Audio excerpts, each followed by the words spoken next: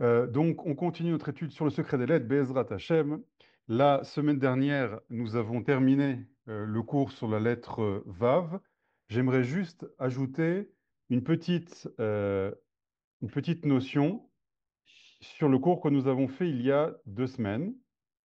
Vous vous souvenez, c'était la lettre Vav comme la lettre du lien et comme la lettre qui va permettre la lutte contre les forces du mal, puisque les forces du mal, et à leur tête l'ange d'Amalek, donc Amalek, leur objectif va être de briser l'union entre Shamaim va Haaretz. Donc attaquer cette lettre Vav, et la lettre Vav a elle comme énergie la possibilité de faire justement cette union et de lier les valeurs divines de Shamaim et de les révéler sur terre. Je vous avais amené une source extraordinaire, si vous vous souvenez bien, c'était la source du rabbi Yitzhak Schneerson, le père du rabbi Lubavitch, qui, il y a 100 ans de cela, dans un commentaire kabbalistique, nous a expliqué que il y aura, à la fin des temps, il y aura une guerre à Gaza, et cette guerre à Gaza, cette ville de Gaza, il dit de la même manière que Jérusalem est la ville de la royauté de la Gdusha, c'est-à-dire c'est la ville qui va être le réceptacle de la Gdusha sur terre, le réceptacle des valeurs divines sur terre. Le côté obscur de la force, d'accord, comme il y a marqué Zé asa Elohim, c'est-à-dire toute force positive que Dieu a créée, il a également créé son penchant négatif, et vice-versa, s'il y a une force négative, il y a également une force positive pour équilibrer justement le monde.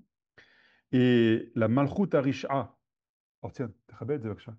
La Malchut Arisha, c'est-à-dire la ville, l'endroit sur terre qui est le réceptacle des forces du mal, c'est Gaza. Comme ça dit le rabbi de Schneerson. Et vous vous souvenez, il avait dit également une chose extraordinaire que euh, la hauteur du Beth Amikdash, c'était la hauteur des piliers de l'entrée de Gaza. D'accord. Donc c'est vraiment, il y a un lien, une connexion entre les deux. Et il dit, tant que Gaza est présente dans toute sa force, tant que les Philistins, qui parlait des Philistins de l'époque de Shimshon, nous on a les Palestiniens maintenant, sont présents, ça euh, obscurcit, ça bouche, ça ralentit le processus de la Géoula. Et donc, de la même manière que Shimshon, vous vous souvenez, il a fait cette prière de vengeance pour ses 2 yeux, et justement, il a prié pour un seul de ses yeux, et le deuxième œil, on avait vu qu'il est réservé pour une vengeance qu'on aura besoin à la fin des temps. Donc c'est maintenant la vengeance après. Qu'est-ce qui se passe? Qu'est-ce qui se passe? Top. Après la vengeance, après l'événement du 7 octobre. Et j'aimerais ajouter 2 choses. La première chose, c'est que en hébreu, raza, ça vient de la racine rose. Rose, ça veut dire puissant, mais ça veut aussi dire azout panim, c'est effronté. Donc qu'est-ce que ça veut dire quelqu'un d'effronté? Donc c'est la ville effrontée, c'est le peuple des effrontés, ceux qui résident à Gaza et la ville de Gaza en elle-même. Maintenant, c'est quoi quelqu'un qui est effronté? Prenons en hébreu, on va dire chutzpah, en hébreu moderne, ceux qui connaissent, la chutzpah. C'est quoi la chutzpah, l'effronterie? C'est par exemple, tu vas avoir un enfant de, je sais pas, 10 ans, qui va se mettre à parler de manière pas très jolie à un adulte, d'accord? Ou il va répondre à un adulte. C'est quoi le problème de cela? C'est que il est pas au même niveau. Il y a par exemple ses parents, il y a lui, ses parents sont au-dessus. L'effronté, c'est celui qui, malgré le fait qu'il n'est pas au niveau, se place de manière un peu orgueilleuse au même niveau que la personne envers laquelle il exprime son effronterie. Et c'est ça, hein, la ville de Gaza. C'est cette effronterie, c'est-à-dire c'est la ville la plus basse spirituellement, c'est vraiment les forces du mal, ce sont les êtres, j'allais dire, les plus bas spirituellement, d'accord? les plus barbares, les plus, j'appelle ça des êtres démoniaques carrément. D'accord? Quand on a vu ce qui s'est passé pour la guerre pendant le 7 octobre, et quand vous lisez ce que faisaient les Philistins, d'accord, c'est la même chose. D'accord? Donc c'est vraiment la bassesse de l'humanité, si on peut appeler ça une humanité. Et malgré cela, ils viennent mordre les chevilles du peuple d'Israël, d'accord? Et se tenir face à Israël comme s'ils étaient au même niveau. Donc c'est cette effronterie qu'il y a dans Gaza. C'est-à-dire, ils attaquent au couteau, ils attaquent ils lancent des mortiers, ils lancent des ballons avec des bombes. Peu importe ce qu'ils vont faire, ils vont ne pas cesser cette action continue de vouloir détruire Israël sans cesse, sans cesse, sans cesse. Pourquoi? Pour espérer remplacer Israël. D'accord? C'est ces forces du mal qui veulent régner sur terre. Donc c'est cette effronterie qui règne, cette effronterie spirituelle, vous comprenez, hein, qui règne dans la ville de Gaza et qui est gravée dans le nom de Gaza, cette effronterie. Maintenant, regardez une chose extraordinaire. La deuxième chose, comment les Arabes palestiniens appellent la guerre de Gaza depuis le 7 octobre. Parce que alors, ceux qui sont en Israël connaissent en général, ils appellent ça Maboul al-Aqsa. Maboul al-Aqsa. Le déluge sur Al-Aqsa. Dans quel rapport Al-Aqsa? Al-Aqsa, c'est la mosquée qu'il y a sur le mont du Temple. Et les Arabes, le Hamas, les Arabes palestiniens de Gaza, appellent cette guerre le déluge sur le mont du Temple. Ça, c'est extraordinaire.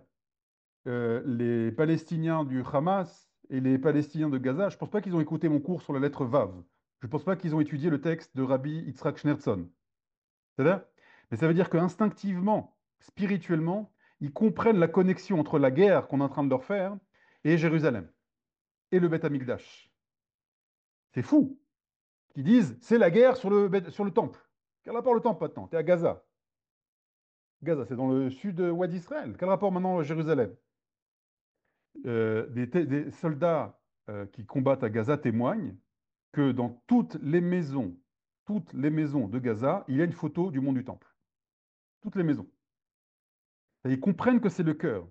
Et de manière consciente ou inconsciente, leur lutte, c'est sur Jérusalem. Ils veulent toucher au cœur de la Gdoucha. C'est ça à Gaza. Et c'est ça cette guerre. Voilà, je voulais juste ajouter ces deux points pour compléter ce qu'on avait dit sur ce texte extraordinaire du Rabbi Yitzhak Schneerson. On a vu la semaine dernière la lettre Vav comme lettre qui va représenter ou qui va être connectée à l'identité du Ham Israël. D'accord, on avait dit que le Ham Israël a plusieurs lettres avec lesquelles ils sont connectés. Il y a le He, évidemment, de la Malchut, cette capacité à féconder, à donner vie, à renouveler les choses, à faire avancer l'histoire. Mais aussi la lettre Vav, cette capacité à connecter. Donc on a vu cette connexion avec le Vav de Yaakov, vous vous souvenez, qu'il a piqué 5 fois à Eliyahu pour l'obliger, Eliyahu Hanavi, le prophète doit être l'annonciateur de la Géoula, 5 fois, par 5 étapes, à activer ce processus de la Géoula. Et le processus de la Géoula, évidemment, c'est lié à cette lettre Vav qui va harmoniser, connecter les nations, l'humanité et toute la création. J'aimerais juste dire une dernière chose. C'était... J'ai oublié. J'ai oublié ce que je voulais dire. Qu'est-ce que je voulais dire? Yaakov, Eliaou. Ah, ok. C'est que compléter l'idée que Israël est lié à la dimension du Vav, à la dimension de la connexion des choses. Regardez. Manitou disait une phrase très rigolote, mais extrêmement profonde. Il disait, le seul pays au monde où il n'y a pas de juifs, c'est en Israël. Parce qu'en Israël, il y a des Marocains, des Tunisiens, des Français, des Américains, des Russes. Mais ils sont où les juifs? Maintenant, au-delà de la blague, c'est quelque chose de très profond qu'il veut exprimer ici. Ça veut dire que dans l'éparpillement d'Israël, dans ces presque 2000 ans d'exil, je crois qu'il n'y a pas eu un pays au monde où il n'y a pas eu de juifs. Et lorsque un juif ou une communauté juive s'installe dans un pays, il y a une sorte de phénomène très étrange, une sorte de d'aimant spirituel, que ces juifs-là vont capter la substantifique moelle, l'âme de la culture de la nation, la capter, la magnifier. C'est pour ça que très souvent, les juifs, c'est euh, comment dire, les antisémites, qu'est-ce qu'ils disent? Les juifs, ils sont partout. Ils sont à la télé, c'est les ministres, c'est dans la finance, et c'est les médecins, et c'est les avocats, et c'est les, etc., etc. L'élite de la civilisation. Et pourquoi? Parce qu'il y a quelque chose dans le mécanisme spirituel d'Israël qui est lié aux 70 nations. Vous vous souvenez, on avait dit que les 70 nations, c'est comme un puzzle en 70 morceaux. Et Israël a été créé comme un 71e morceau. C'est le modèle. Vous savez, quand vous faites un puzzle, vous avez vos 70 morceaux et vous devez avoir un modèle pour savoir comment j'assemble tout ça. C'est quoi ce 71e morceau que le modèle? C'est Israël. Donc Israël porte, c'est une création divine qui porte en elle l'harmonie de 70 nations. C'est pour ça qu'Israël est appelé Goy Echad. Goy en hébreu biblique, c'est une nation. D'accord? Une nation un. Qu'est-ce que ça veut dire une nation un? Les États-Unis, c'est une nation un. La France, c'est une nation. Il n'y a pas d'autre pays que la France. Il y a la France. C'est quoi un? Un dans le sens d'unificateur. C'est une nation qui porte en elle la capacité d'unifier toutes les couleurs, tous les morceaux du puzzle que forment les nations du monde. Et donc, comme Manitou dit, en Israël, il y a des Marocains, des Tunisiens, des Français, des Belges, des Russes, des Américains, des Sud-Américains, du monde entier en Israël. C'est pas juste une blague. C'est-à-dire qu'en fait, tous les Juifs qui reviennent en Israël pendant le processus de Géoula que nous vivons, c'est une reconnexion à la source. C'est-à-dire, on récupère les étincelles de sainteté des nations du monde, on revient dans une sorte de laboratoire géant qu'est l'État d'Israël. Et donc, comme disait Manitou, euh, lorsque un juif marocain et un juif ashkénaze de Pologne se rencontrent en Israël, c'est un Polonais et un Marocain qui se rencontrent à travers ces deux juifs-là. Donc on va recréer l'harmonie des nations en Israël. Et quand cette harmonie sera recréée en Israël, c'est la société israélienne qu'on est en train de créer, ce sera un modèle pour les nations du monde, un modèle à copier. C'est ce qui s'est passé à l'époque du roi Salomon, où toutes les nations du monde venaient à Jérusalem apprendre de la sagesse du roi Salomon. C'est quoi la sagesse du roi Salomon? Qu'est-ce qu'il venait apprendre? Il venait apprendre du roi Salomon comment moi, peuple français, peuple belge, peuple américain, peuple russe, je peux révéler Dieu sur terre. Moi aussi également. Et c'est le roi Salomon qui leur enseignait ça. Donc c'est pour compléter la connexion, si j'ose dire, entre le peuple d'Israël et l'être Vav. Donc c'est cette capacité à unifier pas seulement les valeurs de l'infini et les valeurs sur terre, mais également unifier les nations du monde. Voilà, on a fini la lettre Vav, Chazak ou Baruch. On passe maintenant à la lettre Zaïn. J'hésite à vous laisser la parole pour des questions, s'il y en a sur la lettre Vav. Bon, si vous avez des questions sur la lettre Vav, posez-les dans le chat, s'il vous plaît. Et en attendant, je passe sur la lettre Zaïn, Bezrat Hashem. Donc on va commencer la lettre Zaïn.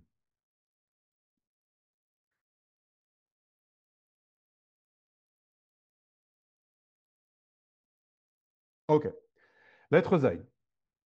Donc lettre Zayn, déjà, vous voyez que ça ressemble beaucoup à un Vav.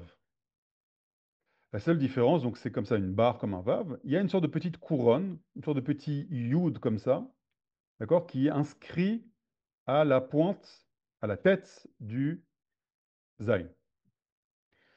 Et on va voir que la lettre Zayn est vraiment dans la continuité de ce qu'on a étudié sur la lettre Vav. et beaucoup, beaucoup, beaucoup d'actualité. Vous allez voir. Avec tout ce qui se passe en ce moment, là, Bezrat Hashem, apparemment, là, les ennemis d'Israël vont tomber les uns après les autres.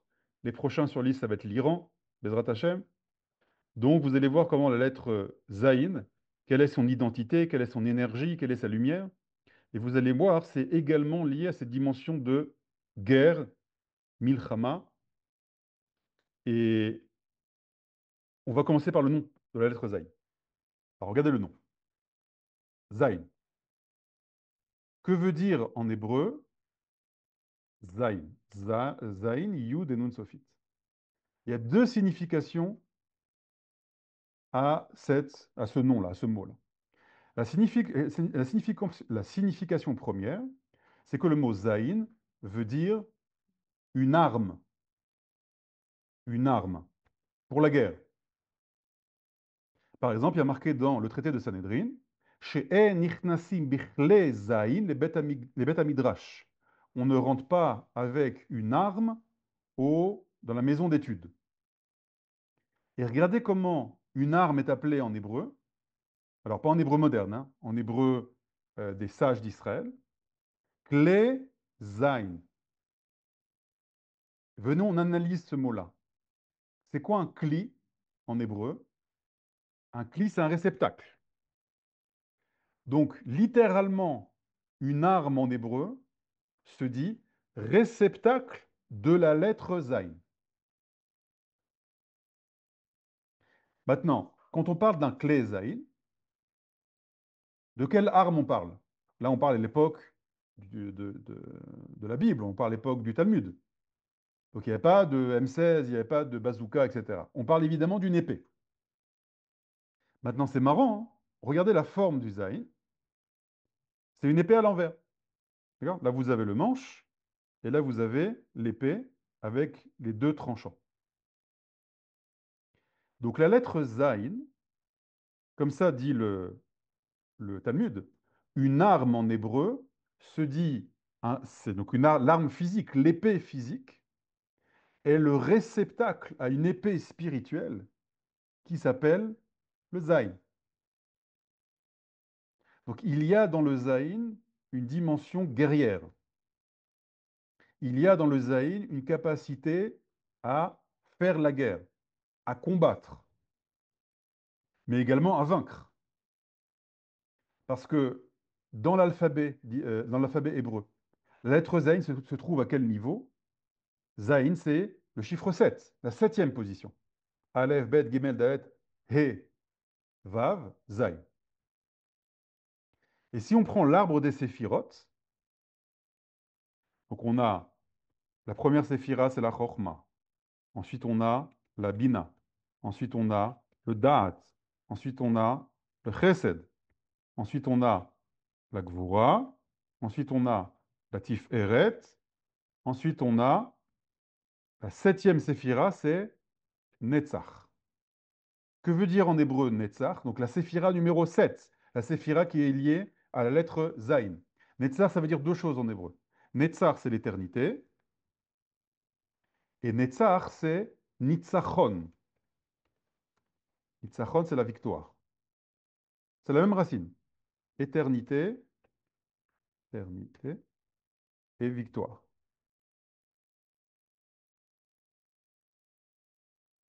Donc la lettre Zayn a cette capacité-là de combattre, de permettre aux personnes qui s'y connectent de combattre, on va voir c'est combattre quoi, mais également d'ancrer les choses qu'on a combattues dans l'éternité. Pourquoi? Parce qu'une chose que vous êtes battu pour ça va s'inscrire dans l'éternité. Une chose que vous avez reçue gratuitement, facilement, ça part aussi facilement. Donc ça veut dire que l'effort que vous avez fait pour acquérir quelque chose, pour lutter pour atteindre quelque chose, c'est pas forcément une guerre physique, vous comprenez, hein. Ça peut être une connaissance, ça peut être votre couple, ça peut être l'éducation de vos enfants, ça peut être votre identité, c'est plein, plein, plein, plein de choses. Tout ce dont vous êtes battu, tout ce pourquoi vous êtes battu, va s'inscrire dans l'éternité. Et la lettre qui est responsable, qui est le canal, l'énergie du combat, l'énergie de la guerre, c'est la lettre Zain. La lettre Vav, c'était la lettre qui permettait la connexion. Donc c'était le némésis, c'était l'opposé des forces du mal qui veulent la désunion, la disharmonie. Ok, mais il faut maintenant une arme pour combattre les forces du mal. Il faut une arme maintenant pour lutter contre ces Rechaïm. C'est la lettre Zain. La lettre Zain, ce sera votre épée pour combattre. Et combattre tout ce que vous avez besoin de combattre. Ça, c'est la première signification du mot Zain en hébreu. Maintenant, la racine Zain, c'est le Zain et le Nun. Et ce mot-là, Zan, en hébreu, qu'est-ce que ça veut dire Zan? Hazan et akol, ve'et ha'olam kulo. Mazon. C'est quoi Mazon? En hébreu, Birkat Hamazon. La nourriture. Donc, la lettre Zain est également liée, dans son nom, à la capacité de manger, la nourriture. D'ailleurs, c'est intéressant parce que lorsque Hachem, je ne vous ai pas mis ici le verset, je vais le dire de tête, lorsque Hachem dit à Moshe et ordonne au béné Israël de conquérir la terre d'Israël et de lutter contre les ennemis d'Israël en terre d'Israël, il dit Ve'achaltem et ha'amim, vous mangerez les nations méchantes qui sont sur la terre d'Israël et qui vous empêchent de résider là-bas et qui vous font la guerre, etc. Il est marqué vous mangerez les nations. Alors qu'on parle de guerre ici, mais il y a un lien entre la capacité à la guerre, au combat, et il y a un lien avec la nourriture. Quel est ce lien? Quel rapport entre manger et combattre, entre Klezaïn et Mazon et Zan, et quel lien avec la lettre Zaïn dans tout ça? Regardez ce que dit le Zohar. Le Zohar dit quelque chose de très très intéressant. Le Zohar dit Amar Ha'ou Yanouka. Alors dans le Zohar, il y a parfois des révélations de secrets de petits-enfants. Il y a des petits-enfants qui révèlent les très grands secrets de la Torah, ce qu'on appelle un Yanouka. Yanouka en hébreu, c'est de l'inok, qui veut dire tété, tété le sein de sa mère. Donc c'est des petits-enfants qui révélaient des secrets de la Torah. Man debae lenahamma, celui qui veut du pain, alpum harba yechol, à la pointe de l'épée, il mangera. Maintenant, comment on dit la pointe de l'épée en hébreu? Alors je vous mets maintenant en hébreu, ça c'est en araméen, les filles cherev. Et les filles cherev, c'est à la pointe de l'épée. On va expliquer c'est quoi, hein, quel rapport entre manger et la pointe de l'épée. Mais je vais nous analyser un petit peu. Ce verset-là, les filles cherev, il apparaît beaucoup dans la Torah. Regardez, par exemple, lorsque Shimon et Lévi vont tuer, après le viol de leur sœur Dina, par, par le prince de Shrem, ils vont là-bas tuer à la pointe de l'épée les habitants de Shrem. Et qu'est-ce qui a marqué là-bas? Vet Hamor vet Shrem beno hargu, donc Hamor, qui était le roi de Shrem, et Shrem, son fils, Shimron et Lévi hargu, les ont tués, les filles Charev, à la pointe de l'épée. Vaikrou et Dina, ils ont récupéré leur sœur Dina, Ibet Shrem, Baïtseou, de la maison de Shrem, ils sont sortis. Donc les filles Charev, c'est la pointe de l'épée. Alors qu'est-ce que ça veut dire en hébreu? Pi, P, P, c'est la bouche. Donc si on s'approfondit sur cette expression-là, il n'y a pas marqué à la pointe de l'épée, il y a marqué à la bouche de l'épée. Donc pour l'instant, ce n'est pas encore très clair, mais on voit des sources du Tanakh, des sources du Zohar, on va voir d'autres sources, qu'il y a un lien entre Kleizaïn, une épée, la guerre, et la nourriture, la bouche. Autre chose, évidemment en hébreu, lechem, c'est le pain. Comment on dit la guerre? Milchama. Milchama, vous voyez dans la racine de milchama, lechem. Donc il y a un lien entre la guerre et le pain. Quel rapport entre la guerre et le pain? Et si on comprend ce rapport-là, on va comprendre les secrets cachés dans la lettre Zayn. Avant de comprendre ça, j'aimerais encore vous montrer plusieurs sources. Romemot dans les Teilim. Romemot el bigronam. Donc ici, le roi David dans les Teilim dit que il faut raconter les louanges de Dieu. Ram, ça veut dire quelque chose d'élevé. À quel point Dieu est élevé. Bigronam, avec la gorge, c'est-à-dire en parlant. Tu feras les louanges de Dieu en parlant.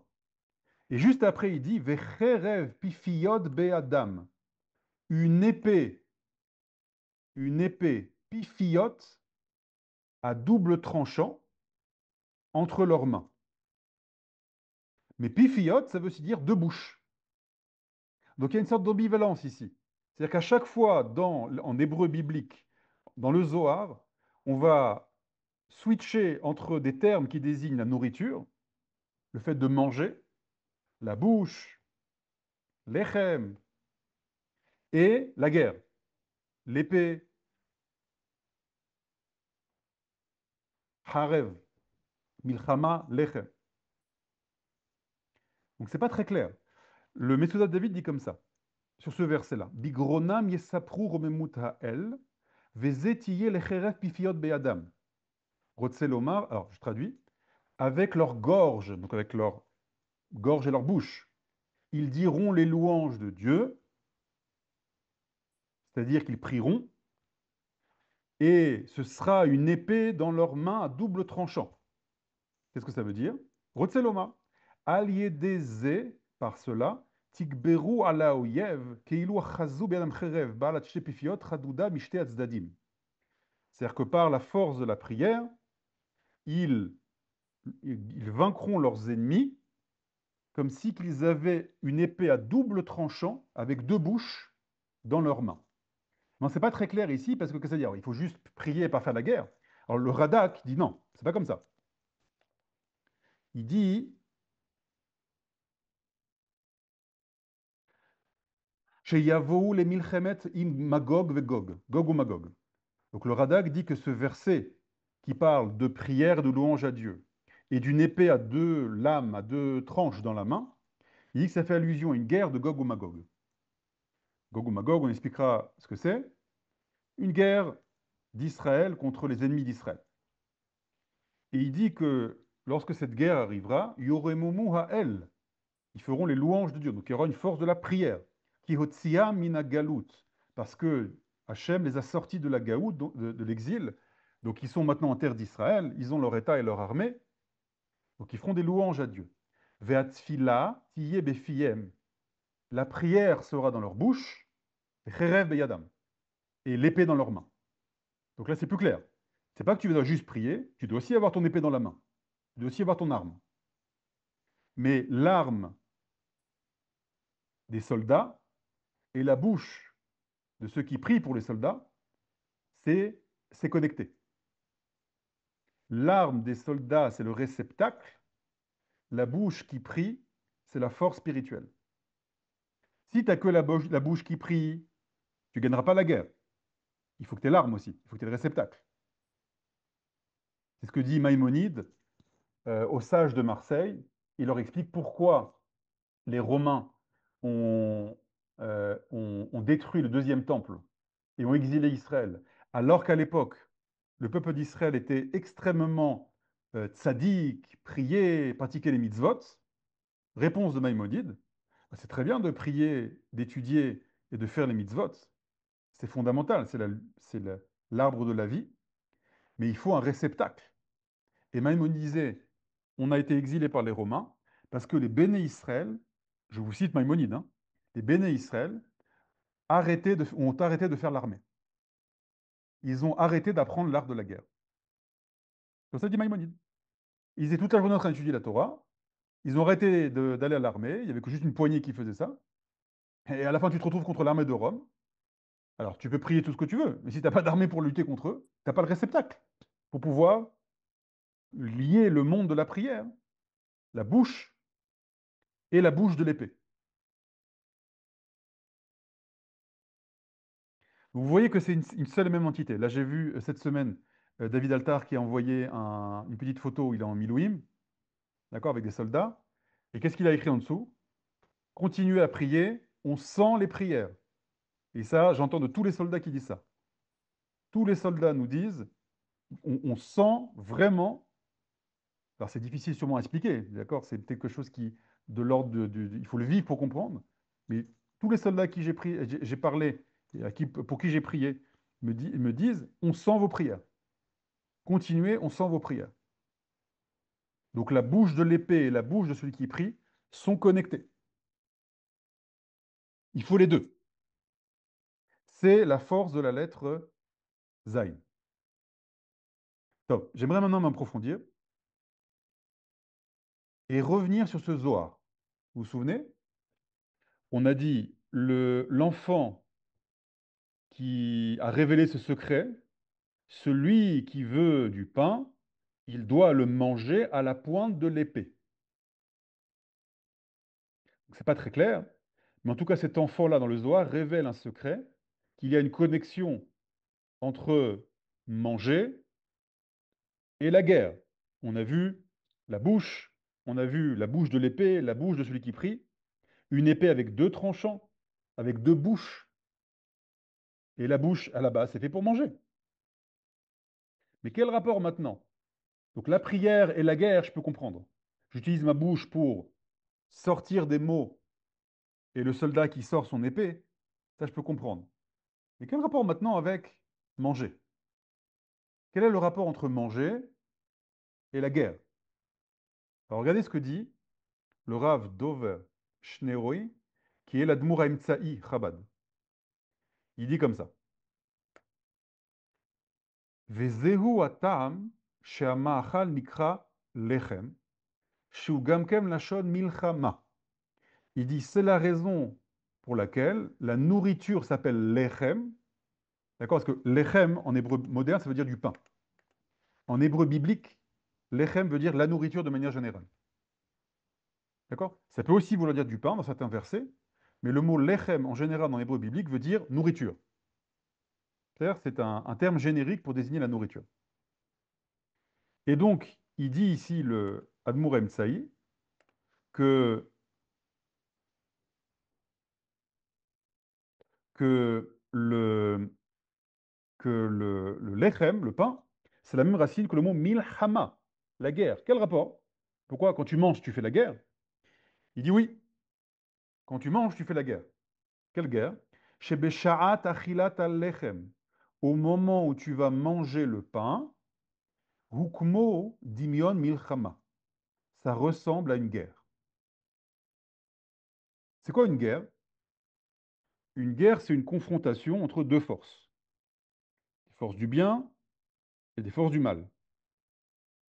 La guerre, ça va être cette confrontation qui, si tu gagnes la guerre, donc c'est les forces du bien qui ont réussi à vaincre les forces du mal. Si tu perds la guerre, c'est les forces du mal qui ont réussi à vaincre les forces du bien. Maintenant, c'est quoi les forces du bien et les forces du mal dans la nourriture? Mamash liot shamachal me'orav tov ve ra. Dans la nourriture, tu as deux dimensions. Une dimension positive, tov, et une dimension mauvaise, ra. Vehim yochal bekavana tova. Si tu manges avec une bonne intention, yugbar chelek hatov ganuz ma'achal ala ra. La partie bonne dans la nourriture, mais la partie bonne qui est cachée, va vaincre la partie mauvaise. Veim yochal lete avon. Alors, je vais expliquer juste. C'est quoi la partie bonne et la partie mauvaise dans la nourriture? La nourriture, c'est de la nourriture.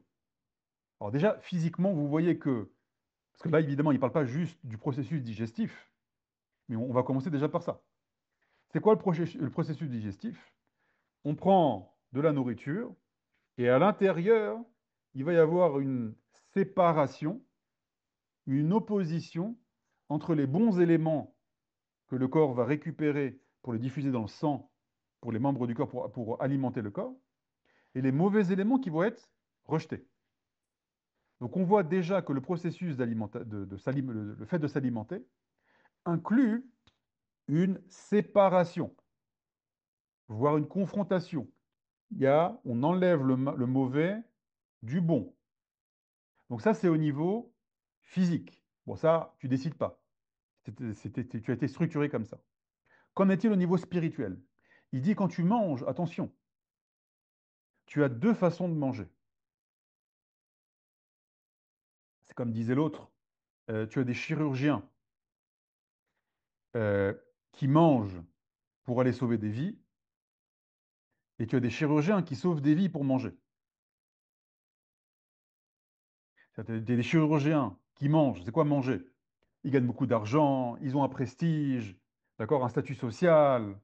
Manger, pas juste de la nourriture, qu'on est manger, c'est-à-dire de la matérialité. Et pourquoi ils ont tout ça? Pour pouvoir les sauver des vies. D'accord? Ils ont un confort, on leur donne un très bon salaire, un confort énorme, parce que c'est des gens qui peuvent sauver des vies. Donc il y en a qui acceptent ce confort, acceptent, etc., pour pouvoir justement aller sauver des vies. Et il y en a qui vont sauver des vies pour le confort et pour la matérialité. Donc en fait, la même chose, le même acte de manger, en fonction de votre attention, ça va complètement bouleverser votre alimentation. Si vous avez une intention de vous nourrir pour vous réaliser, pour avoir des forces, pour révéler votre neshama, votre identité divine sur Terre, pour améliorer le monde, améliorer déjà vous-même, votre couple, vos enfants, votre famille, etc., etc. Réaliser votre mission sur Terre, alors là, l'étincelle divine cachée dans la nourriture se révèle en vous. Dans chaque élément de la création, vous avez des étincelles divines cachées. Cachées. Donc dans la nourriture, dans un simple verre d'eau, vous avez des étincelles divines. Le verre d'eau est un réceptacle à des étincelles divines spirituelles. Lorsque vous buvez le verre d'eau, vous faites la bracha, vous avez l'intention de remercier le Créateur, vous buvez de l'eau avec une intention de vous hydrater, de faire du bien à votre corps, d'être bien dans votre peau, pour pouvoir avancer dans votre vie. Alors les étincelles divines se libèrent dans votre corps. Et l'eau que vous buvez n'est pas la même. Elle ne va pas vous hydrater de la même manière. Vous allez recevoir une énergie spéciale. Et plus vous êtes kadosh, plus vous êtes sadique, plus vous ressentez ça. À l'inverse, si maintenant vous mangez un steak pour remplir votre ventre, vous buvez de l'eau juste parce que j'ai soif et c'est tout, sans aucune autre intention que cela. Alors évidemment, là je parle de niveau très élevé, hein, d'accord? On ne va pas forcément tous vivre à chaque fois qu'on met un truc dans la bouche, un truc kabbalistique, mais on essaie de montrer le niveau un peu ultime ici. On parle du Zohar, on parle du Rabbi de Chabad, etc.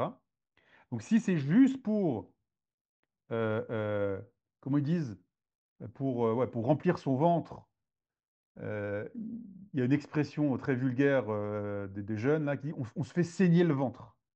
On se fait saigner, on mange pour manger, on bouffe quoi. D'accord? Un peu comme ça, vous savez, on gobe, on gobe les choses là. Alors là, la matérialité qui emprisonne cette étincelle divine, il n'y a que elle qui va se diffuser en vous. Et l'étincelle divine, elle disparaît. Elle ne se diffuse pas en vous. C'est ce qu'il dit ici. Donc il y a en fait une guerre intérieure lorsque vous mangez. Il y a une sorte de combat intérieur vous devez faire un travail de lutte entre deux forces. Et tout ça, ça dépend de votre attention. Ce travail se fait juste dans l'intention. Si vous mangez avec une intention bonne, les forces positives cachées, les étincelles divines cachées, disent les kabbalistes, vont grandir en vous. Et toute l'écorce de la nourriture, ça partira. Ça vous atteindra pas. Ça vous fera pas, ça ne vous engluera pas dans la matérialité. À l'inverse, vim yochal et tehavon et malot gresso. S'il mange juste pour remplir son ventre, et c'est tout. D'accord? Manitou disait, pourquoi lorsqu'on égorge, on fait la shrita à une vache, elle crie, et quand on égorge, entre guillemets, une carotte, on la sort de la terre, on la tue, on la sort de sa source de vie, elle crie pas. Alors Manitou disait, des gens simplistes disent que la carotte ne crie pas simplement parce qu'elle n'a pas de corde vocale. Il dit, mais c'est pas vrai. Il dit, pourquoi la bête, elle crie? D'accord, la sorte d'instinct survie, elle se met à hurler, elle sent qu'elle va mourir. Pourquoi elle crie? Parce que la bête ne sait pas si on va la mettre à mort et sa viande va être consommée par un homme ou par un animal. Tu as deux catégories d'hommes. Tu as des hommes qui se comportent comme des hommes, et donc la bête qui va être consommée par un homme, au sens noble du terme, il y aura une élévation pour elle. C'est-à-dire que la bête va nourrir un être qui a une âme divine, va nourrir un être qui a une mission divine sur Terre, et donc elle participera, elle va se lier, elle va alimenter, zan, elle va alimenter. Les hazin en hébreu, c'est alimenter. Elle va alimenter l'homme. Donc c'est une grande simpra. C'est pour ça que le prophète Eliaou, lorsqu'il a voulu sacrifier au mont Carmel, d'accord, le prophète Eliaou, dans le livre des rois, est marqué qu'il voulait prouver au peuple d'Israël que les prophètes du Baal, qui était une idole à l'époque, c'était du bidon. C'est-à-dire, c'était pas le vrai Dieu. Il leur disait comme ça, il a pris 300 prophètes du Baal, il a dit, chacun offrez une offrande à votre Dieu, et moi je vais faire une offrande à mon Dieu, Hachem, et on va voir laquelle va être agréée. Et à un moment dans les versets, il y a les sages voient une allusion au fait d'un dialogue entre Eliaou et la vache qui devait être sacrifiée. Et la vache, à la base, il y avait deux vaches. Une vache qui devait être sacrifiée pour les idolâtres, et une vache qui devait être sacrifiée pour Hachem. La vache qui devait être sacrifiée pour Hachem a été sur l'autel et a accepté de se faire égorger sans broncher, sans un cri. Le prophète lui a susurré dans l'oreille, tu vas être sacrifié pour Hachem. Donc, les Chachamim disent que elle a accepté de se faire égorger sans broncher. À l'inverse, la vache qui devait se faire sacrifier pour l'idole s'est arrêtée et a refusé d'avancer. Parce qu'elle sentait instinctivement que on allait l'égorger pour alimenter des forces négatives, des forces du mal, des forces obscures. Donc elle ne voulait pas. Et le prophète Eliaou lui a susurré dans l'oreille, comme ça dit les sages, et lui a dit, ne t'inquiète pas, malgré le fait que tu vas être offerte pour les idoles, mais de tout cet acte-là sortira une sanctification du nom de Dieu, parce que Dieu va tuer ces idolâtres-là, et ton acte-là d'accepter de te faire sacrifier, ce sera aussi une sanctification du nom de Dieu. Et la vache a accepté d'avancer. Donc c'est pour ça que les vaches crient, parce qu'il y a une sorte d'instinct, on ne sait pas qui va me manger. Si c'est un homme divin qui va me manger extraordinaire, je vais m'élever à ce niveau-là. Je vais me fusionner avec cet homme-là. Mais si c'est un homme qui se comporte comme un animal, pourquoi me mettre à mort, moi?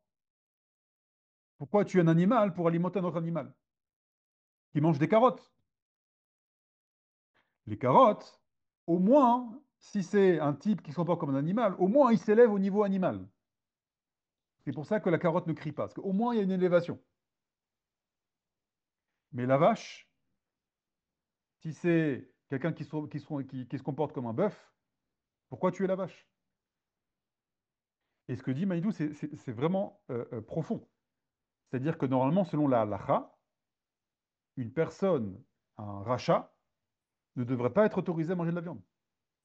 De quel droit tu te comportes comme un animal et tu vas tuer un autre animal? Donc tu l'assassines simplement pour remplir ton ventre. Il n'y a aucune élévation. N'oublie pas que dans toute la création, dit le Rav Kook, il il y a un mouvement cosmique d'élévation. Toutes les couches de la réalité, une sorte de spirale, d'accord, s'élèvent. Il y a une élévation infinie. Et donc, il y a une tendance naturelle dans toutes les couches de la réalité à s'élever. Même dans le minéral, même dans le végétal, même dans l'animal.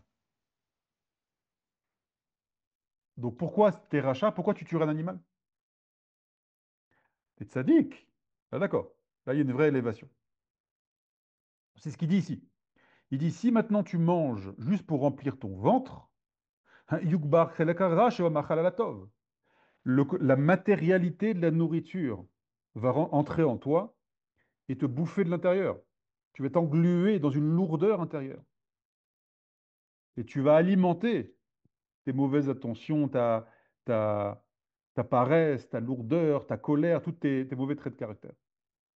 Les morts, et donc, be'achilat lechem, dans le lechem, le fait de consommer du lechem, du pain ou de la nourriture, yesh me'ain milhama. Il y a une sorte de guerre, une guerre intérieure. Ben yitzre ha'adam, netiotav et chushotav, entre les deux forces créatrices chez l'homme, le yetzer hatov et le yetzer hara. Le yetzer hatov, qui est une force créatrice qui le connecte aux dimensions spirituelles, et le yetzer hara, qui est une force créatrice intérieure qui le connecte à la matérialité. Et donc il y a une lutte intérieure qui va dominer qui. Ad kama yachaven beda'ato lechol ma'achal mezin. D'accord? À quel point tu vas avoir une intensité d'intention qui te fera consommer de la nourriture pour te t'alimenter, bemida hareuya. C'est pas juste l'intention de la nourriture, c'est un tout. Il faut que tu manges des choses qui soient équilibrées, des choses qui te donnent, qui te mettent en bonne santé. Quand tu manges des choses, mange avec mesure. Ne mange pas trop, ne mange pas peu. Donc il y a toute une sagesse pour s'alimenter. Et c'est pas juste une sagesse dans le côté technique, manger équilibré, manger des 5 fruits et légumes par jour, ne pas manger de la mayonnaise et des trucs gras, des trucs sucrés, etc., etc. C'est partie de ça. Mais il y a aussi ton intention que tu mets quand tu manges. Est-ce que tu manges pour juste remplir ton ventre? Bon, bah là, entre toi et un animal, il n'y a pas beaucoup de différence. Ou est-ce que tu manges pour accomplir ta mission sur Terre? Et donc, il y a une lutte intérieure.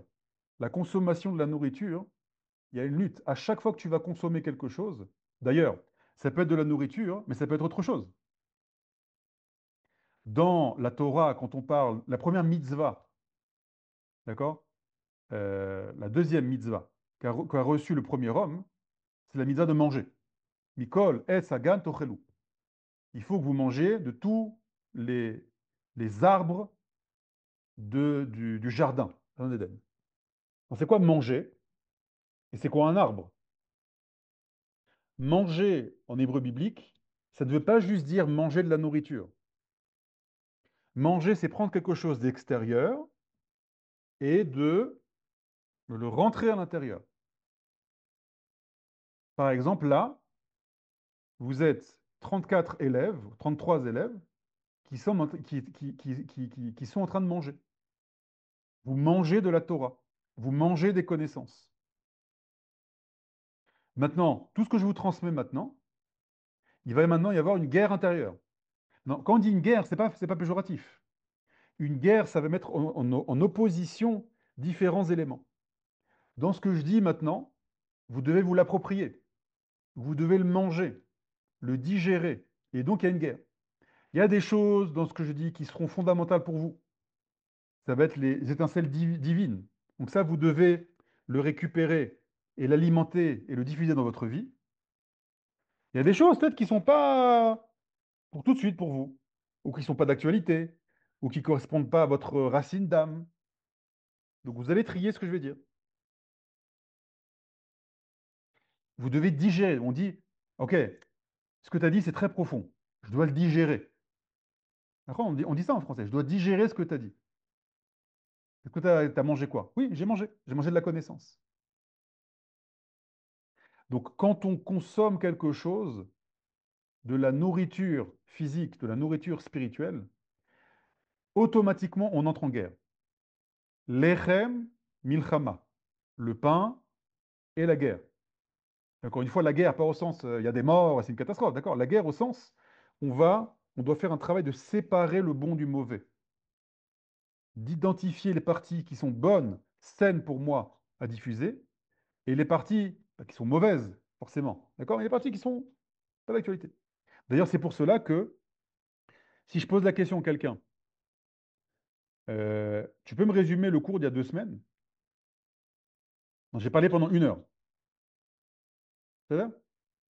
Et si je pose la question aux 33 personnes, je risque d'avoir plein de réponses différentes. Pourquoi?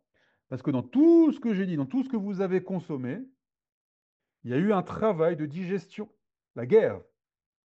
Et vous avez récupéré votre étincelle ou vos étincelles. Il y en a un, ça va être le nom divin, Samer Khaled Lamed, que j'ai dit. D'ailleurs, il y a une personne qui m'a envoyé ça. Elle m'a dit que c'était très important pour elle de ce nom divin, d'accord, pour sa vie. Une autre, ça allait être les paroles avec Gaza, Shimshon, etc. Une autre, c'était le principe de vengeance. Une autre, ça va être, etc. Une autre, c'est et ça, et ça, et ça. Vous comprenez? Donc vous avez eu, dès que vous recevez quelque chose, automatiquement, vous entrez dans un combat. Un combat pour trier ces choses-là et récupérer tout ce qu'il y a de bon pour vous, pour que ça vous grandisse. C'est ça, l'Echem et Milchama. Donc, si maintenant on revient, alors, où est-ce qu'on était? Ok, encore 5 minutes, après je vous laisse des questions. Si on revient maintenant, voilà, ici, à un autre passage du Zohar. Le Zohar va dire quelque chose d'extraordinaire. Il va dire, je vais commencer par là, Kriyat Shema ukmua, Kol akore Kriyat Shema al mitato, tout celui qui lit le Kriyat Shema sur son lit, de quoi on parle? Vous savez que dans la journée, il y a 4 Kriyat Shema, il y a 4 lectures du Shema. Le Shema, c'est ce verset, Shema Israël Adonai Elenu Adonai Echad. C'est le premier verset. Ensuite, on a 3 paragraphes, d'accord, de différents passages de la Torah qu'on lit. Maintenant, la mitzvah du Kriyat Shema, c'est la proclamation de l'unité divine. Shema Israël. Shema en hébreu biblique, c'est pas écoute, c'est comprends. Comprends par l'oreille, hein, d'accord, mais comprends. Donc écoute Israël en sens de comprends Israël. Hachem Eloheinu, le tétragramme, notre Dieu, Hachem Echad, et le Dieu un. Dit Rashi, le Dieu qui est pour l'instant le Dieu, notre Dieu à nous, Israël, sera à la fin des temps Hachem Echad pour l'ensemble des nations. Il se diffusera dans toutes les nations. Donc ce verset-là qu'on récite chaque jour, c'est la proclamation de l'unité divine. Maintenant, quand on dit proclamation, les kabbalistes disent, c'est pas juste je crie ça. D'accord? Tu peux le dire doucement, le chemin Israël. C'est tu révèles l'unité divine à travers toi. Ça, c'est dans les intentions kabbalistiques. C'est-à-dire que quand tu prononces cette phrase-là, tu crées quelque chose dans le monde. Tu crées une dimension spirituelle d'unité qui se révèle à travers toi. Comprenez bien, les amis, notre, notre être, nos paroles, nos actes ont des portées atomiques, extraordinaires. C'est-à-dire, on ne se rend pas compte du pouvoir qu'on a. Quand on dit une prière, quand on dit une phrase comme ça, vous pouvez, bon, je dis une phrase sympathique, Dieu est un, et je rabâche tous les jours, Dieu est un, Dieu est un, Dieu est un. Les kabbalistes n'ont pas du tout.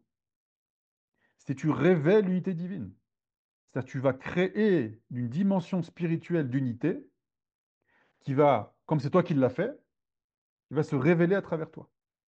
Et donc dans le monde, il y aura plus d'harmonie, plus de de guérison, d'accord? Alors que tu le vois ou que tu le vois pas. Il y a des choses qui vont passer à travers toi, dans ton couple, dans ta famille, dans l'éducation de tes enfants, dans le monde entier. À l'autre bout du monde, ça se trouve, il y avait un désordre, une disharmonie, et ta parole va créer l'unité là-bas. Donc on n'a pas les correspondances forcément.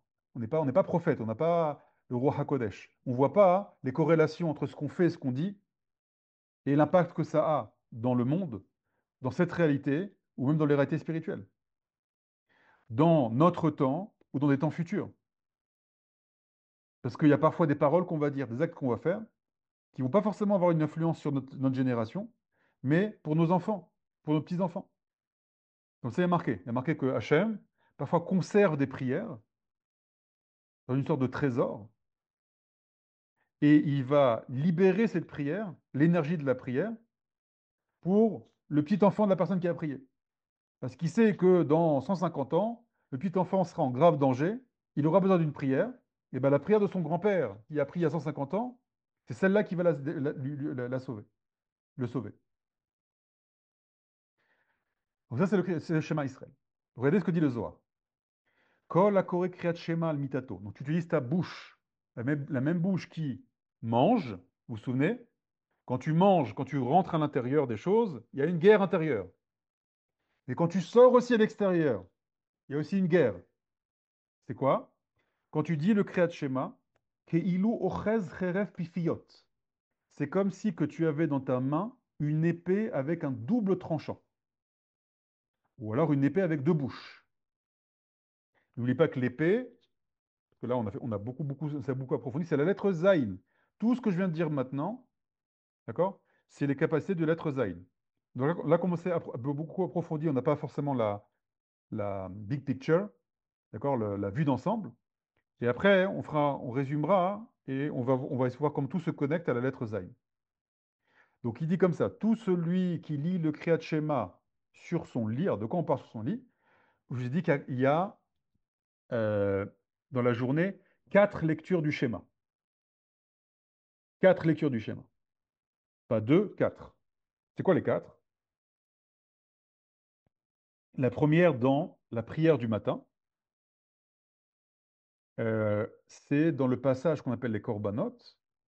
D'accord? Ceux qui prient, c'est avant Hodou. On dit, Lefichach, anachnu chavim lodot lach, וכו' וכו'. Ashrenu et Chelkenu, et là, et on dit juste la première phrase. Shema Israël, Hashem Eloheinu Hashem Echad. Une fois. La deuxième fois, c'est la lecture du schéma de Shacharit, du matin. Juste avant la Hamida, d'accord, on dit le Kriyat Shema. Là, on dit la première phrase et les 3 paragraphes. Deuxième fois. Troisième fois, c'est le Kriyat Shema du soir, la prière de Harvit. D'ailleurs, pourquoi on ne lit pas le Kriyat Shema à Mincha? Disent les kabbalistes que, vous vous souvenez, je vous ai dit, quand je vous dis le Kriyat Shema, hein, c'est pas juste une lecture. Il y a une création céleste par votre bouche qui s'est passée et qui se diffuse dans le monde. Il dit les lumières du matin, c'est les lumières du chesed, c'est l'abondance. Donc cette phrase que vous avez prononcée est tellement puissante que cette entité va se diffuser, cette harmonie, cette unité, jusqu'au soir. Donc c'est pour ça qu'on n'a pas besoin de dire le Kriyat Shema à Mincha. Ça disent les kabbalistes. Après arrive la nuit. Ah, la nuit, c'est les dînes, d'accord, la rigueur qui arrive. Il n'y a plus de lumière maintenant. Donc il faut de nouveau reproclamer l'unité divine, recréer cette structure spirituelle avec le troisième Kriyat Shema, le Kriyat Shema du soir. Et on a un quatrième Kriyat Shema, c'est le Kriyat Shema avant d'aller se coucher. Avant d'aller dormir, on relit le Kriyat Shema. Et le Zohar dit, ce quatrième Kriyat Shema, il a une force énorme. C'est quoi la force? Il dit, c'est comme si tu avais une épée entre tes mains. Euh, juste avant ça, je complète avec le Sha'ar Doucha. Il dit Kol akore kriyat shema al mitato, tout celui qui lit le kriyat shema sur son lit, donc avant de se coucher, horeg, il tue. Kama revevot mazikim ametsuyim balayla. Il tue des dizaines de milliers d'anges, de démons, d'anges négatifs ou de démons, qui se trouvent dans la nuit. Qu'est-ce qui se passe la nuit? La nuit, notre conscient se switch off. D'accord? Quand on dort, notre âme remonte au ciel et des forces négatives peuvent apparaître, peuvent naître, peuvent avoir des emprises sur nous. Pourquoi? Parce que là, quand je suis, mon visage est éclairé, je parle, j'ai ma conscience, j'ai mon âme qui se révèle dans mon corps, une entité négative ne peut pas m'attaquer. Je suis à l'image de Dieu. Quand je dors, mon âme elle remonte au ciel. Il reste une petite trace de mon âme, mais c'est très faible, c'est juste pour me faire survivre. Et donc des forces négatives peuvent m'attaquer. Quand je dis attaquer, pas de panique, hein. D'accord? Ça peut être des cauchemars, des mauvais rêves, des choses comme ça, des angoisses, des choses comme ça. Et le Kriyat Shema détruit ces mauvaises forces-là. Donc on voit qu'on utilise notre bouche par laquelle on s'alimente, et cette bouche-là, c'est comme une épée pour détruire des dimensions spirituelles. Il reste une minute. Bon, je voulais finir le Zohar, j'en suis au plein milieu. Je m'arrête là et on continuera la semaine prochaine, Bezrat Hachem. Je fais maintenant les questions. Alors, il n'y a pas de questions. Bon, bah, c'est parfait. Il y a des questions à l'oral. Bon, alors je continue. Ah oui, alors Catherine, allez-y. Ok, juste en quelques mots. Donc on répète. On a dit que la lettre Zayin ressemble à une épée. La lettre Zayin, c'est la septième lettre de l'alphabet. Elle va correspondre à la septième séphira, le Netzach, l'éternité, et le Nitzachon, c'est-à-dire la victoire. Donc cette lettre Zayin elle possède en elle une énergie, une lumière du combat. D'accord? Donc pas juste de la guerre, aller lutter contre le Hamas, même du combat intérieur. On a vu que dans les sources et de la Bible, et du Zohar, et des sages, etc., on joue entre le mot lechem, pardon, entre le mot euh, euh, euh, épée et entre le mot nourriture. On utilise la bouche pour les deux termes. C'est la même racine, lechem et milchama. Donc on voit que la capacité à consommer des choses, à manger, ça implique également des guerres. Ça, c'est quand tu reçois. Mais maintenant, à l'extérieur, on va voir qu'il y a un lien entre la bouche et la guerre, c'est-à-dire la prière. Donc, c'est pas ce que je mange à l'intérieur, mais ce que je sors. Vous vous souvenez? On a dit quand tu pries, les soldats, ils ont la victoire. Donc, tu as l'épée physique et l'épée de la bouche. Tout ça, c'est les forces de la lettre Zayn. Voilà. Après, je devrais compléter, il y a un Zohar extraordinaire ici, mais on verra la semaine prochaine. Allez-y, Catherine, Le, et le, après Cyril. le micro. C'est bon, on vous entend. Ah, merci. Bonsoir à tous. En fait, est-ce qu'on peut dire que la lettre Zayn, dans la mesure où elle est liée au chiffre 7, elle pourrait être liée au septième jour, donc au jour de Shabbat? Et en quoi, alors il y a quatre repas, donc la nourriture, je vois à peu près, mais en quoi ce jour-là pourrait être effectivement un jour lié au Yes, combat très et très à bonne la... question. Alors, en fait, le combat, ou c'est quoi la nourriture? La nourriture, je vais connecter deux choses. Je prends un élément extérieur, je le rentre en moi. Maintenant, il y a une union entre le minéral et Nathaniel, entre le végétal et Nathaniel, entre une Torah que j'étudie et Nathaniel. Donc, l'acte de manger, c'est une capacité à unir. Donc ça, c'est le zain. Zain, c'est zan, mazon, la nourriture. Donc, une capacité de réunion. Bon. Ensuite, on a l'autre côté, c'est la guerre. Alors, la guerre, vous allez dire, oui, mais la guerre, c'est l'inverse, on oppose. Oui et non. C'est-à-dire que c'est une opposition pour arriver en fait à une union. C'est-à-dire que l'aboutissement de la guerre, c'est le shalom. Le shalom, ça vient de l'éachlim, compléter, la complétude. C'est-à-dire que la vraie guerre, la bonne guerre, si j'ose dire, d'accord? Alors ça fait 3000 ans, 4000 ans, 6000 ans qu'il y a des guerres de partout et c'est des guerres, de guerres, de guerres, de guerres. Mais l'objectif d'une guerre à la base, c'est d'arriver au shalom, d'arriver à l'unité justement. Et ça, c'est le chiffre 7. Le chiffre 7, c'est le Shabbat qui va lier toutes les dimensions. Les dimensions matérielles, pendant Shabbat, on doit manger, on doit dormir, on doit se balader, on doit passer du temps avec sa famille. Et aussi les dimensions spirituelles. On doit prier, on doit étudier la Torah, etc., etc., etc. D'accord? Donc c'est pour ça que c'est le septième jour, vous avez tout à fait raison, le Shabbat, c'est une force de connexion, comme la lettre Zayin, qui est une force de connexion. Allez-y, Et, Kyriel. Oui. Pardon. Et du coup, les étincelles de lumière qu'on récupère viennent de cette capacité à réunir Exactement. et aller vers cette complétude du shalom, en fait. Exactement. Exactement ça. D'accord, ok. Merci Razak. beaucoup. Avec plaisir. Thierry, allez-y. Et Sarah, hop, le micro. Oui. Est-ce que vous pourrez la semaine prochaine Oui. nous parler des deux tranchants de cette épée, du sens des deux tranchants? Ah, je vous le dis maintenant. J'en ai parlé, mais peut-être j'ai mal expliqué. Les deux tranchants, c'est que il y a un tranchant qui est. Les tranchants s'appellent la bouche. Donc on dit à deux bouches. Oui. D'accord? Donc il y a une bouche qui est la bouche de la prière Hein. et une autre bouche qui est la bouche de l'épée. Donc ça veut dire que, là c'était par rapport Hein. comment dire, à la guerre, d'accord? Donc ça veut dire que le combat contre les forces du mal passe par l'activation de deux bouches, la prière et la guerre, et Bien sûr. l'épée physique.